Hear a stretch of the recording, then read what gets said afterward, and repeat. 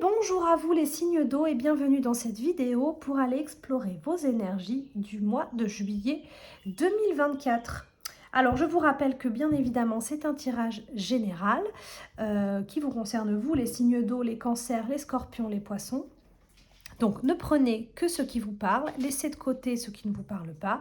Ceci reste du divertissement et l'objectif c'est de passer un bon moment tous ensemble. On va donc aller explorer les énergies de votre mois de juillet avec le This My Heart Tarot et ensuite on demandera un message à vos guides avec l'oracle de la voix des âmes. Alors c'est parti tout de suite les signes d'eau pour votre mois de juillet 2024. On va demander d'abord l'énergie globale de ce mois de juillet.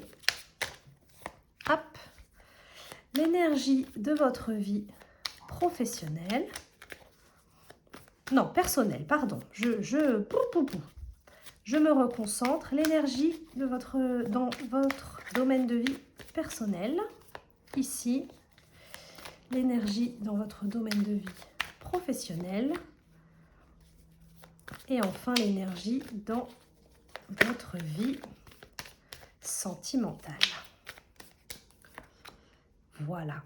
Et un conseil, on va remonter un peu tout ça pour être sûr que tout rentre dans le champ.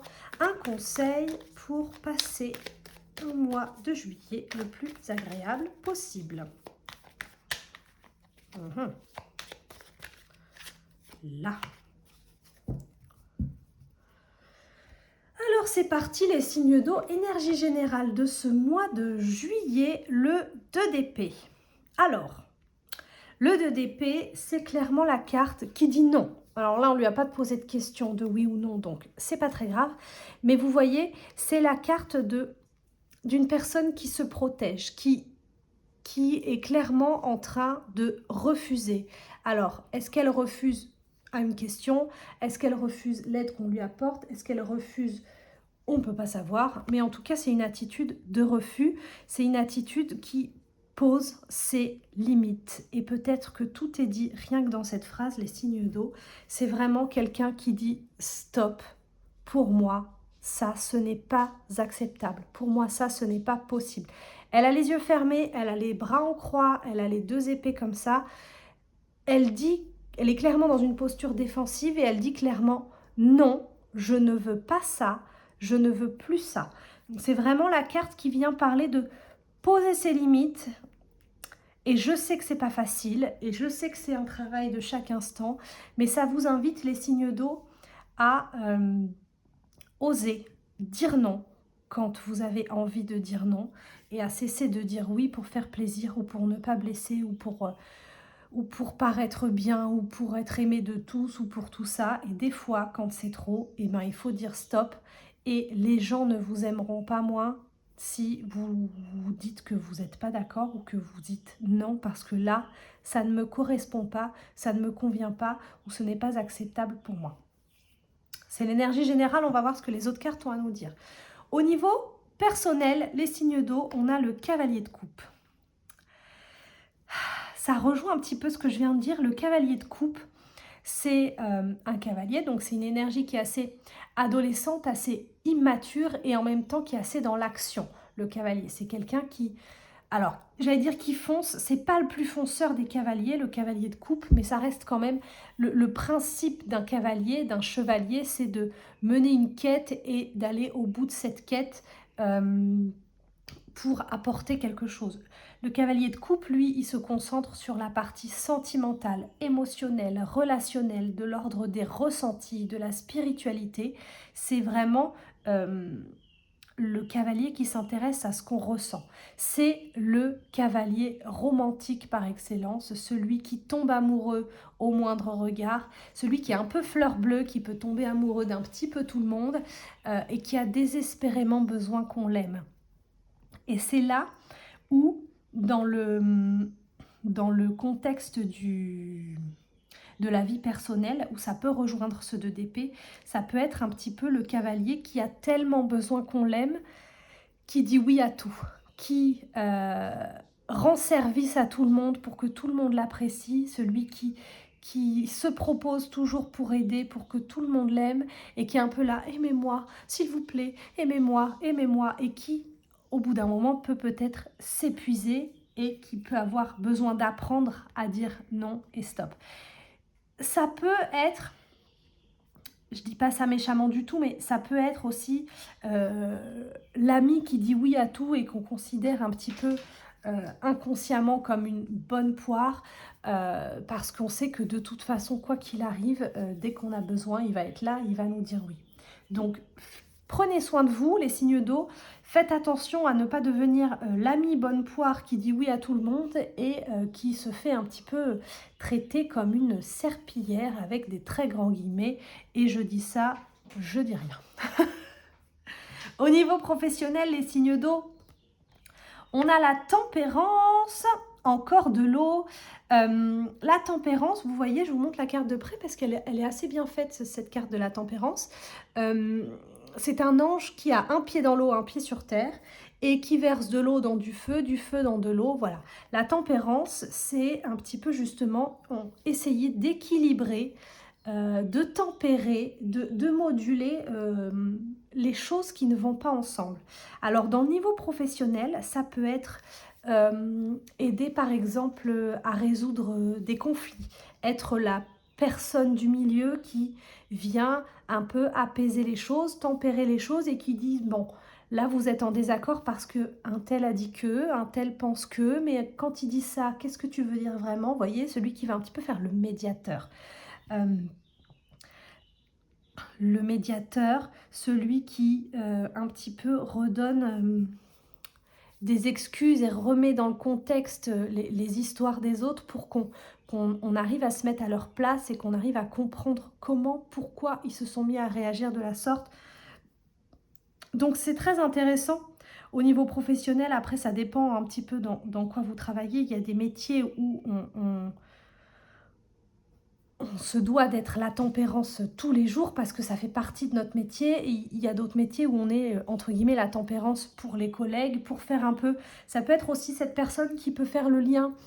Si par exemple, il y a des conflits entre la direction et le reste des salariés, cette personne qui fait un peu le lien, mais de manière... pas de manière franche et conflictuelle, quelqu'un qui fait le lien de manière douce, de manière tempérée, de manière à apaiser les choses, apaiser les conflits et à faire en sorte que chacun prenne en compte les considérations et les besoins des autres pour avancer. Ça peut être la carte aussi de la communication non violente, par exemple, de ce genre de choses. J'exprime mes besoins, j'exprime mes ressentis. Toi, exprime tes besoins, tes ressentis et ensemble, on comprend et on cherche une solution à l'amiable. Vous voyez ce que je veux dire? Donc, c'est très intéressant dans le contexte professionnel et dans le contexte où il y a beaucoup d'eau également, où c'est beaucoup quand même basé la tempérance sur l'émotionnel, le ressenti. Ça rejoint aussi un peu ce cavalier de coupe j'ai besoin qu'on m'apprécie, j'ai besoin d'être... Le cavalier de coupe, au-delà d'avoir besoin qu'on l'aime, c'est quelqu'un de très très bienveillant, on l'a dit, qui aime rendre service, qui aime faire en sorte que les gens autour de lui soient bien, parce que lui, il est bien quand il fait du bien autour de lui. Donc je trouve que ça rejoint assez... Je trouve que la tempérance est vraiment très ancrée dans son rôle de médiateur, sans s'impliquer émotionnellement, alors que le cavalier de coupe, lui, il le fait un peu aussi dans le but d'être aimé, d'être apprécié de tous, même si c'est aussi par bonté d'âme, mais également de faire partie lui aussi du groupe. Je ne sais pas si c'est très très clair ce que je dis. On va aller voir au niveau sentimental. Valet d'épée. C'est intéressant parce que vous avez des coupes là où on pourrait avoir autre chose et vous avez des épées là où on parle d'émotionnel et de sentimental. Le valet d'épée, c'est quelqu'un qui est assez jeune, assez immature, encore plus que les cavaliers. Généralement, ça représente une énergie enfantine. Donc, au niveau sentimental, ça peut vouloir dire que vous êtes au tout début d'une relation, que c'est une relation naissante et que pour l'instant, il n'y a pas grand-chose de construit encore. Mais on s'intéresse, vous voyez, c'est une épée, donc on se pose des questions, on communique ensemble. C'est peut-être le début d'une relation où il ne s'est pas encore passé grand-chose de concret ou de physique, mais on discute beaucoup. Ça peut être une rencontre, je ne sais pas, à distance, les réseaux sociaux, ce genre de choses. On discute beaucoup et pour l'instant, on n'est pas passé encore au-delà de la discussion. Pour les personnes en couple, qu'est-ce que ça pourrait vouloir dire, ce valet d'épée? Ça pourrait parler de discussion aussi, de prendre en compte une nouvelle idée de l'autre, d'être à l'écoute des nouvelles idées, des nouvelles pensées de l'autre, de communiquer peut-être un peu plus l'un avec l'autre. Et en même temps, c'est assez immature le valet, alors ça peut être peut-être une idée qu'on on essaye de communiquer et on ne se comprend pas. On n'est pas encore très en phase au niveau des couples installés, je pense. Peut-être que, voilà, vous voyez, ce qui me fait dire ça, cette carte, c'est qu'il y a quand même beaucoup de vent derrière. Il y a des nuages noirs, il y a des oiseaux. On sent que c'est pas hyper fluide la discussion. Alors, ça ne veut pas dire qu'il va y avoir des embrouilles ou quoi. Il y aurait pu y avoir plein d'autres cartes qui auraient pu signifier des conflits. Mais peut-être qu'on se parle mais qu'on ne s'entend pas. Vous voyez ce que je veux dire? J'ai envie de dire les choses et quand je lui dis les choses, eh ben, il comprend à côté ou il comprend rien ou il m'écoute pas. Le dialogue est pas fluide. Alors que là, vous voyez, comme quoi au niveau pro, le dialogue pourrait être très fluide, la médiation, et au niveau du couple, ça fonctionne pas. Enfin, ça fonctionne pas. Ça fonctionne moins bien. Ça peut, hein, on peut être très très diplomate à son travail et avoir beaucoup de difficultés à discuter avec son autre dans le couple. Le conseil, les signes d'eau pour ce mois de juillet,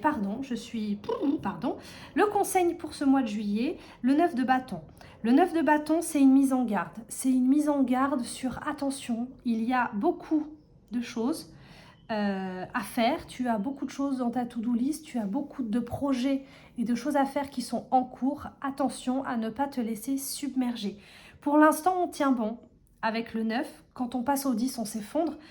Au 9, on tient encore bon. Il est encore temps de revoir ses priorités, de faire en sorte de poser ses limites et de choisir, entre guillemets, quel bâton on va garder en priorité, quel bâton on va laisser de côté pour ne pas justement s'effondrer. Voilà. Qu'est-ce que ça me fait dire tout ça? Qu'il y a beaucoup de choses à faire et que là vient prendre... La carte du 2 d'épée vient prendre son sens suite à cette carte du 9 de bâton en disant la priorité pour moi ce mois-ci, ça va être de poser mes limites. J'ai envie de rendre service à beaucoup de monde. J'ai du mal un petit peu à communiquer tout ce que je voudrais. J'essaye de gérer au mieux un petit peu de tous les côtés avec la tempérance, d'être un petit peu disponible pour tout le monde, mais attention à ne pas me mettre trop de bâtons sur les épaules, à ne pas me mettre trop de choses à faire sur ma liste de choses à faire et de temps en temps apprendre à dire non, là je ne peux pas parce que là c'est trop pour moi et je ne vais pas y arriver. Donc ça, je pense que c'est le message à retenir pour vous, les signes d'eau. Ce mois-ci, attention à ne pas vouloir trop en faire pour les autres et attention à vous recentrer un petit peu sur vous-même et sur vos limites, sur vos besoins à vous et surtout sur vos limites à ne pas dépasser pour éviter de se mettre la tête dans le guidon et de s'effondrer. Voilà, je vous sors maintenant une carte. On va aller voir un message de vos guides, les signes d'eau, pour ce mois de juillet 2024. Excusez-moi. Donc, on va sortir une carte pour un message de vos guides qu'on va ensuite aller lire dans le petit livret de l'oracle de la voix des âmes. Un message des guides pour les signes d'eau, les cancers, les scorpions, les poissons. Hop là. Le poids des larmes. Dis donc, les signes d'eau, il y a beaucoup d'eau dans ce tirage, même dans la carte d'oracle. Ah, il était là. Le poids des larmes, ce n'est pas ça. Le poids des larmes, message de vos guides. Il y a 6 mois, il s'est passé quelque chose d'important. Il y a 6 mois, quelque chose a fortement perturbé tes énergies et tes émotions. Il y a 6 mois, une partie de tes énergies s'est figée. Il y a 6 mois, une partie de toi a eu très peur. La peur n'est pas une émotion négative. La peur est là quand tu te sens en danger. Quand elle est conseillère, elle te fige. Quand elle est une alerte, elle te permet de comprendre ce qu'il est en train de se passer. Aujourd'hui, on t'invite avec la méthode de ton choix à comprendre ce qui t'a fait peur et ce qui t'a rendu triste. On t'invite à en comprendre son enseignement. Et surtout, depuis quelques jours, nous t'envoyons des signes pour que tu sois en contact avec une personne extérieure. Cette personne va t'aider de façon directe ou indirecte à te reconnecter avec toi-même. Hyper intéressant, ça ressemble pas du tout au message qu'on a eu des autres signes que j'ai fait juste avant. Mais c'est pas grave, ça invite quand même à se recentrer sur soi, sur ses limites et à un petit peu essayer de guérir ses blessures, pardon, de tempérer. Ça peut être aussi, voilà, si ça vous parle pas, laissez de côté, hein, mais ça peut être aussi une des raisons pour laquelle vous avez tant besoin de vous sentir aimé, de rendre service et d'être au service des autres pour être apprécié comme ici. Et en même temps, ça vous rappelle ça parle de se préserver, tout ça. Ça vous rappelle de bien faire attention aussi à vos limites et à ne pas vous laisser déborder. Voilà pour vous les signes d'eau. J'espère que ça vous aura plu ou qu'en tout cas ça vous sera utile. Si jamais vous êtes intéressé par un tirage plus personnalisé ou si vous avez une question précise à poser au tarot, n'hésitez pas à aller faire un tour sur mon Snip Feed, le lien est en description, et à réserver un tirage personnel. En attendant, je vous souhaite un très bon mois de juillet 2024 et à bientôt.